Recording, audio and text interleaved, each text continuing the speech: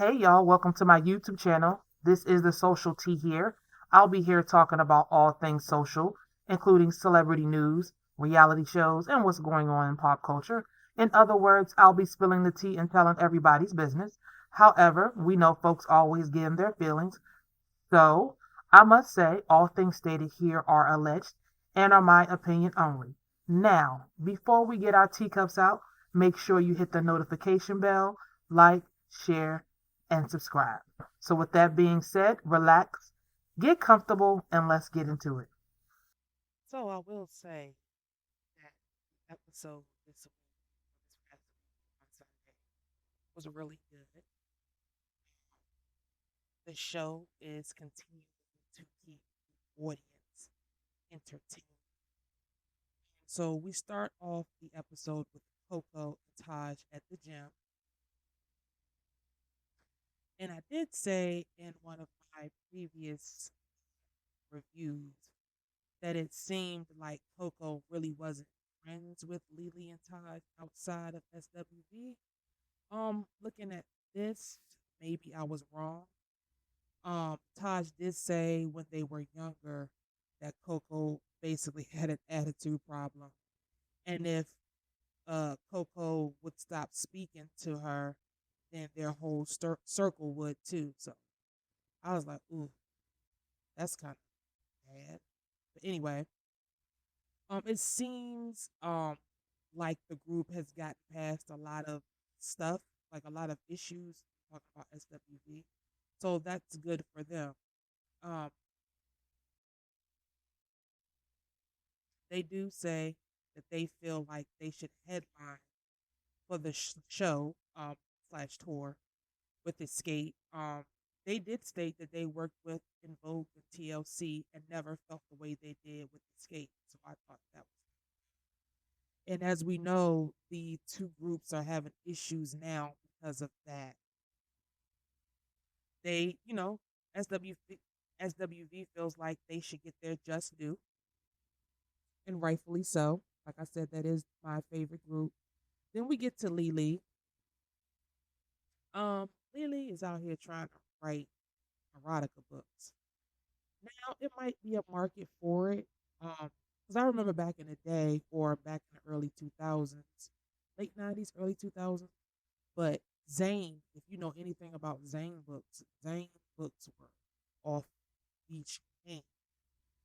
Um, there are of a type of erotica book, so I mean, there is a market for it. But if you know anything about Zane books, there's no need to explain. They speak for themselves. Um, but there is a niche market for it. Good for her. Good for Lelee that she's trying to find something else um to have a source of income. Um, because it was sad to hear that she was homeless after SWV broke up. So she's trying to put herself in a place where that will not happen to her again. If Coko decides that she want to get a little attitude or want to veer off on her own, she'll have something to fall back on. So that's good. She said, I ain't never going broke again. So that's good with her having a backup plan. But I did think it was kind of weird her reading some of the book to the manager. Thought that was kind of weird. Anyway, moving forward, we get to Taj and Tamika. It looks like they're meeting up for lunch. And can I really say that I really like Taj? Like I liked Taj before, but I really, really like Taj. I like Tamika too. Um, they pretty much talk about their ideas for the show. It's good to see Tamika step out, come into her own, and do things outside of her sister. Not saying like because of everything that's going on that you know that's the reason, but she was kind of attached to her sister's hip, so it's good to see her kind of doing things on her own. Um, we move forward. We get to both groups. They discuss the show. Um, in the scene, um, the groups decide to co-headline the show. However, in the confessional, Kandi pretty much states that that's not what Xscape really wanted. Xscape still wants to um, headline the show. So I don't know what the next couple episodes are going to lead to, but that may be a problem. Latasha is the one who really spoke out and was like, "We're just going to co-headline." She really spoke up, and she really hasn't been involved with anything. So I don't even understand how she felt like she had the right to speak up for everybody when you haven't been around to do anything. You haven't shown up for anything. But anyway, Tamika really starts to take the lead. She starts showing both groups her ideas for the show. Some of her ideas seem a little bit outlandish, but at least she's putting herself out there to be heard and to be seen as, the adult. Try to get some things done for the group since her sister hasn't been there to do anything.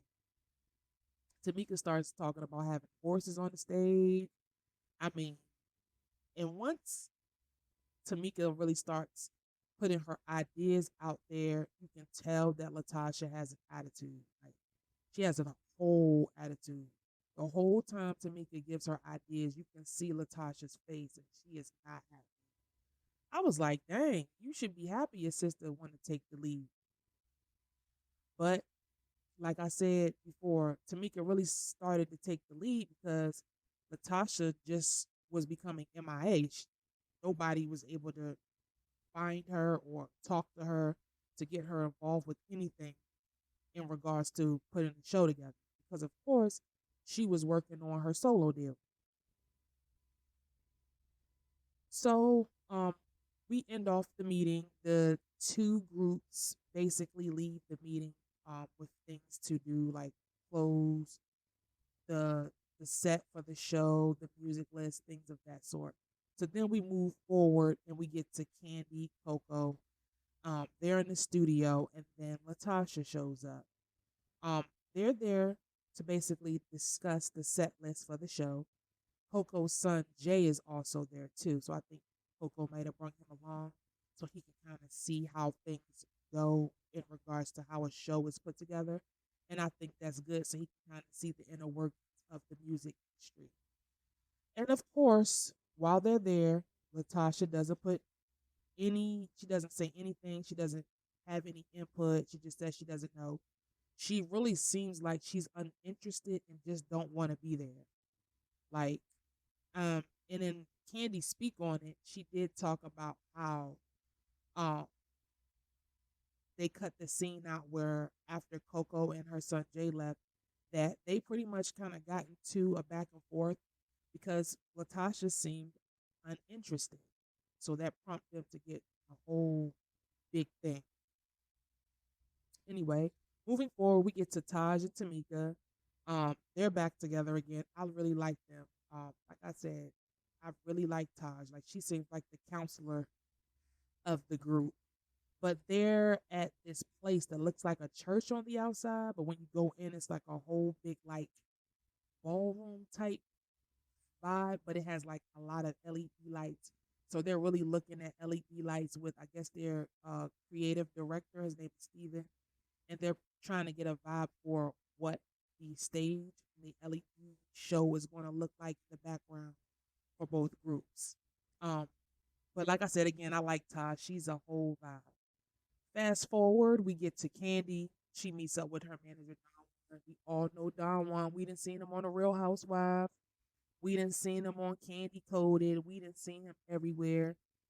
He's just Candy's management extraordinaire. But anyway, they sit down at her Blaze restaurant, and she talks to him about the studio meetup she has with Coko um, and Latasha. And of course, Kandi starts telling Don Juan about her issues uh, with Latasha. And then, Don Juan, he goes in, he starts talking. Don Juan basically he goes in, he basically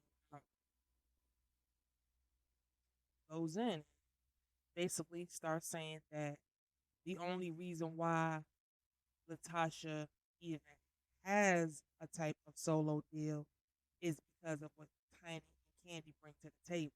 Ooh, okay. This is real. But, you know, regardless of what anyone may think, Tiny and Kandi do. need escape.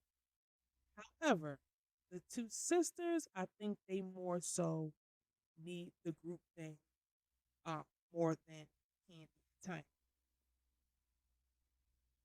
And then he says to Kandi, why keep making someone a priority when they don't even make you their option? I was like, okay, go ahead. Like I said before in my other reviews, Latasha has one foot in the group and one foot in trying to do what she wants to do with Jen. He's solo. And like I said before, nobody has a problem with that. It's just the way she goes about it. And the reason why she has one foot out, one foot in is because if it doesn't work out for her in the solo realm, she can always jump back to do things with Escape. But the way it's looking, I don't know. I don't know. Anyways, moving forward, we get to Taj, Coko, and then Coco's son Jay again. And they all meet up and go to Pressed. That's Rashida from Love and Hip Hop. That's her clothing store in Atlanta. So they're looking for like some clothes and things. And they sit down and start chatting it up. And Coko asks Taj for her advice about Jay dropping out of school. And Taj basically asked him, why can't he do both? Like everybody's been saying, why can't you do both? And he's just saying his mental health. I don't know. I'm glad that Taj, excuse me, Coko really sees um what's going on with her son because she recognized it because she goes through depression because he did state that he was going through depression. But she does tell him, um Taj does tell Jay that he does need something to fall back on because the music industry could be so fickle. Like it's it is fickle. Um and I think he really wants to do music. I think he sees how it's going for his mom. I don't think he was there or he could remember. He's 19, so he probably really wasn't there or really remember uh, those times where his mom probably had it hard or she probably didn't have it hard. I mean, Coko was the lead singer of SWV, and they disbanded in the late 90s, I believe. And so, you know, it's the music industry is not easy. Um, I've had my kids tell me they want to do certain things in the music industry. I'm like, I don't know if I want you to take that route. But what I will say about the music industry, it can be very lucrative depending on what side you get into. Like everybody wants to be Beyonce. Everybody wants to be in the front center stage. Everybody looking at them. But if you're going to get in the music industry, the way to get in it and make big money is to become a songwriter. That is the best way. You get your publishing, get your check, you get your percentage. Everybody wants to go straight to the stage first. They don't want to work their way up. They want to just be the superstar first. And sometimes it does take you getting that notebook and pad and writing some hits, just like Kandi did. Her and Tiny, they wrote hits. They're going to be able to pass on that publishing to their kids. Their kids are not going to want for anything. Anyway, going off into a rant. But then we get to Xscape. Um, they're rehearsing for a show that they have. And of course, Kandi asks Tamika where her sister Latasha is. And of course, nobody knows where she is. Mind you, we now find out that nobody's really talking to her. She changed her phone number and all of that. And so they kind of do like a back and forth of the scene with the girls at rehearsal. And then we get to Bonnie and Clyde. I mean, Latasha and Rocky. So we get to their house and Latasha officially signs her record deal. And that's good for her. I'm not going to slight her. That is really good for her. I'm happy for her in the sense of she's doing something that she wants to do. However, the roundabout way she went to do it is shady, and the way that she's treating people on her so-called way up is wrong. Um, but she did sign her paper, um, and she was excited about it. She said it's been a long time coming, and I hope it works out for her. Her husband does ask, Rocky does ask, what does that mean for the future of Xscape? Um,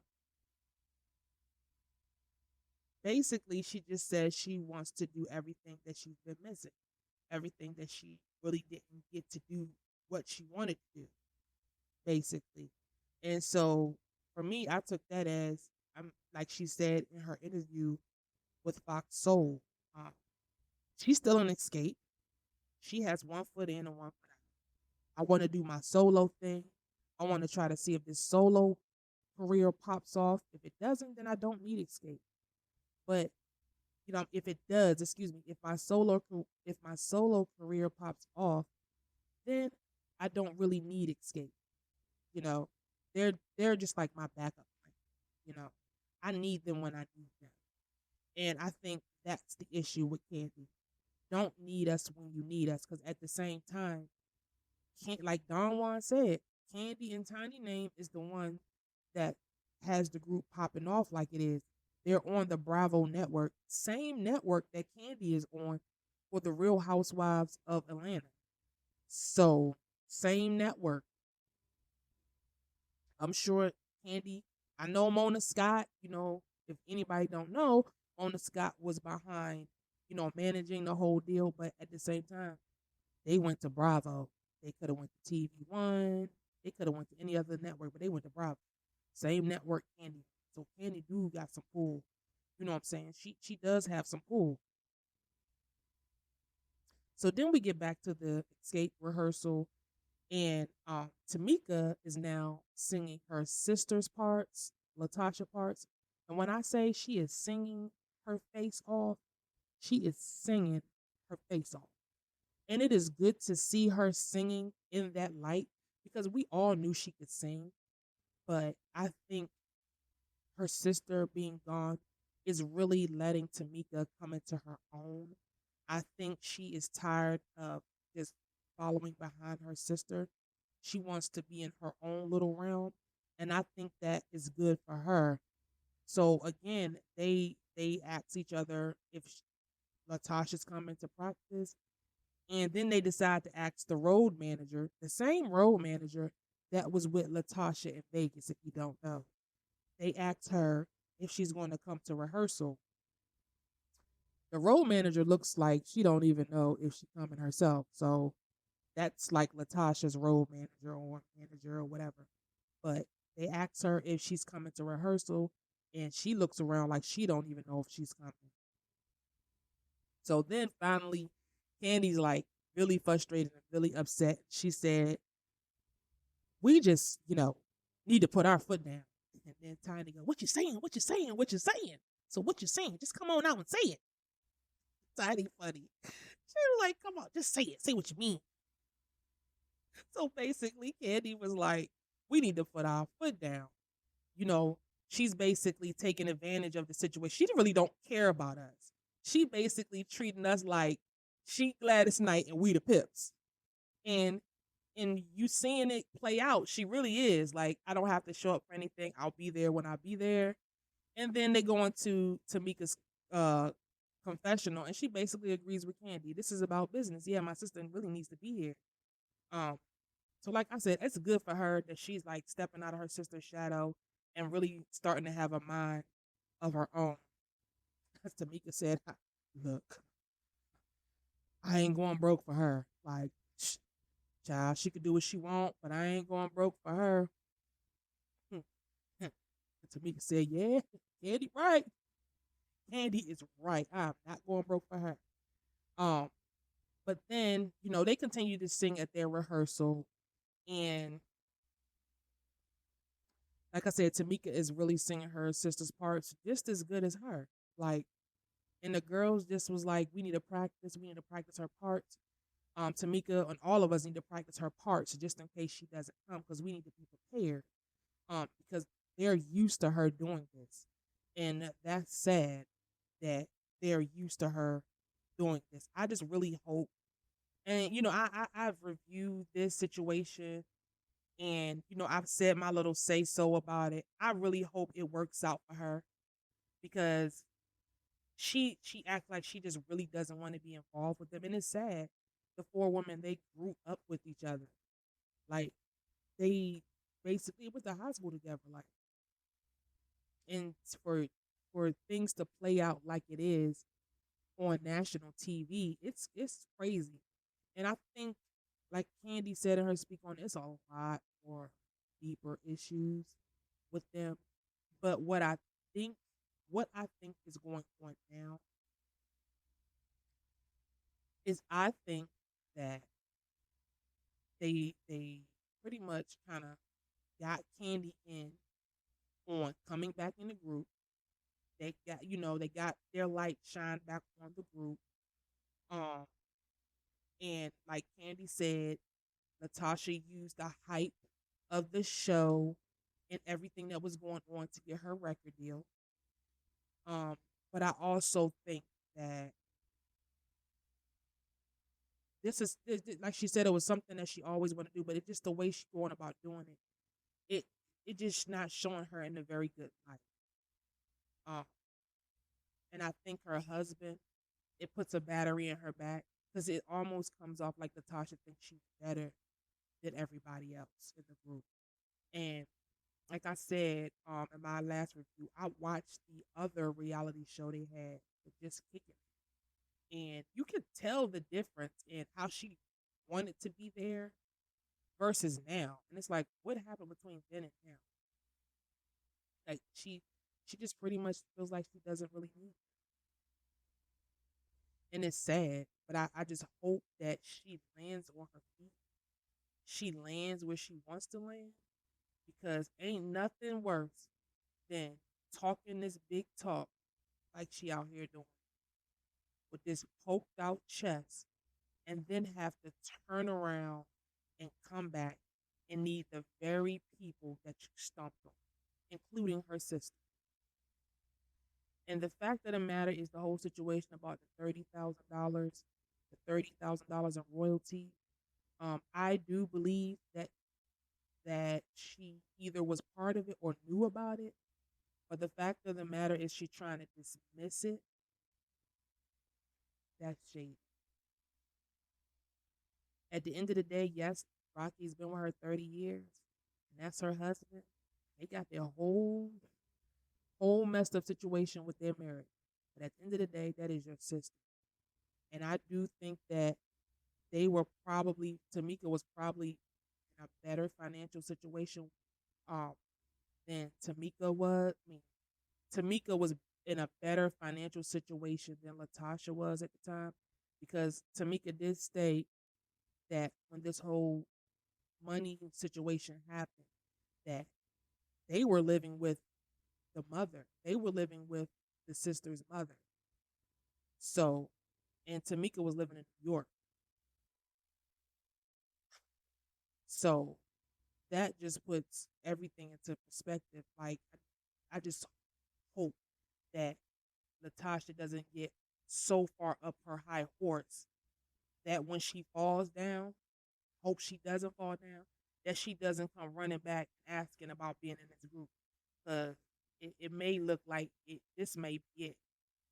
But anyway, make sure you write in the comments, you hit the notification bell, like, share, and subscribe.